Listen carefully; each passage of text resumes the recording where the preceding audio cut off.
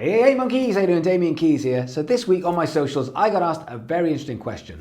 How do I start my own record label? Now the first thing I thought was, why would you want to do that? But taking that aside, have you thought about this? Are you someone who's in a band and you're thinking about signing yourself, signing the band and actually putting the records out? Or are you someone who isn't a musician or isn't involved in the music industry but still wants your own label to be able to get involved in the music industry because it's just a fun thing to do? Well, today we are going to talk about how you start your own label. But first, I need you to mash the like and the subscribe button and be a part of this community because we're doing this every single day. So before we look at the technicalities of starting a label, a very, very quick history lesson. Back in the day, which was a Wednesday, you needed a record label in order to fund your music getting out there because people had to buy music. They had to get off their ass, go to town and buy music. Music was attached to something. So in order to make a record, you had to go into a studio, which at the time, we didn't have home studios. It was a very expensive process. Might cost you 30, 40, 50, 60, 70, 80, 90, 100,000 pounds to make a record. And then in order to get that record, that music into shops, it had to be put onto CDs or vinyl, and then that had to be transported in its hundreds of thousands of units all over the country, all over the world, to different to different shops like HMV or Woolworths. Remember Woolworths? They ask you how you are, you just have to say that you're fine when you're not really fine, but you just can't get into it. Or Our Price or MVC or whatever shops are in the country that you're living in. That was a massively expensive process. And so you'd need hundreds of thousands of pounds or dollars to get your music out for people to be able to buy it. Fast forward to now, we don't have those problems because you can make music for free on your home computer and you can distribute it yourself for free, effectively, on YouTube, on SoundCloud. It costs very, very little money to put your music on Spotify, which is the biggest streaming service. Same thing for Tidal, same thing for iTunes. You can do this for like $50 all in for everything. So where the label needed to invest a massive loan to you and then it would own the masters. So effectively it would own the recording. It wouldn't own your song, that's publishing, but what it would own is effectively the recording of it. It says we paid for the recording, that's our recording, you can't use that without our permission. That's what the label would do. Fast forward to now, you can make the record yourself, you distribute yourself. Is there a need for a label? Well, we're living in a very, very different time, and the word I would use now is leverage, okay? Because if you want to start a label, you can literally do it before the end of this video. You can do it like this. There you go. I've just started my own label and it's going to be called Damian Keyes Records because I've got a massive ego. And I'm going to sign the band Fog Juice. Okay, so Fog Juice is a band. I'm going to sign them to Damian Keyes Records. It was as simple as that. And if you want to formalize it, then it is as simple as basically signing up for your business, your company, on Companies House in the UK. In America, you do it by the state, so there'll basically be a way of registering your company on some kind of federal companies register list, different in every country. But effectively, you just say, I'm starting a new business. It's going to be called Damian Keyes Records. They say no problem at all, and that way it registers for tax, and so you don't go to prison. And so therefore, you start your own label. Simple as that. That's the formality of it. Now, taking it past that, let me ask you some questions, okay? What is it that you are trying to achieve with starting your own label? Because I think it's a wicked thing having your own label, but a lot of people who start their own label, they don't have 50,000 or 100,000 pounds or dollars to invest into this business. So therefore, what are you going to do for the band or the artist that you're going to sign that band or artist can't do themselves? What is the thing? And it comes to this word leverage. It used to be the leverage is purely money, because what we're going to do is we're going to invest in making the thing, making the product as such. Even though you've written it, we're going to make the product, including the CD inlay and the pictures and everything else, and then we're going to sell it, and then we're going to take the money, the loan that we've given you, we're going to take the money back from all our sales. Now, if someone can do it for $50, why do they need the money? They don't. But They might need the money for distribution. They might need the money for touring, for buying onto tours, or for PR, or for advertising. So there might be some money there. If you're looking to set up a label, it might not be that you're investing money. It might be more management. Now, this is where you start to go from labels to label services, which is slightly different. And there was a time not so long back where your manager and your label would be a conflict of interest if that was the same person doing that job, because it wouldn't work. You'd be kind of fighting for different things.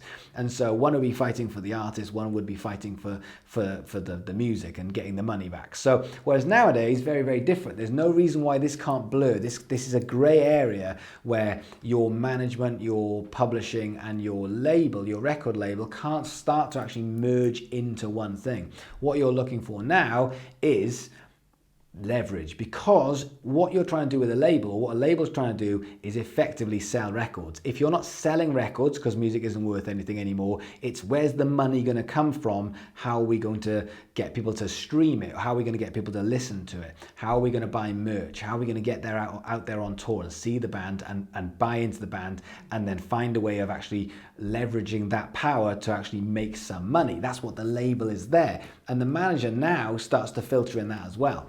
So let me give you a couple of examples, because this is about leverage. Instead of actually leveraging money, so instead of saying, look, we'll sign you, we'll put 50,000 into this, and therefore we're going to take all that money back from all the sales, and then after that we'll do a 50-50 deal. It could be something as simple as this.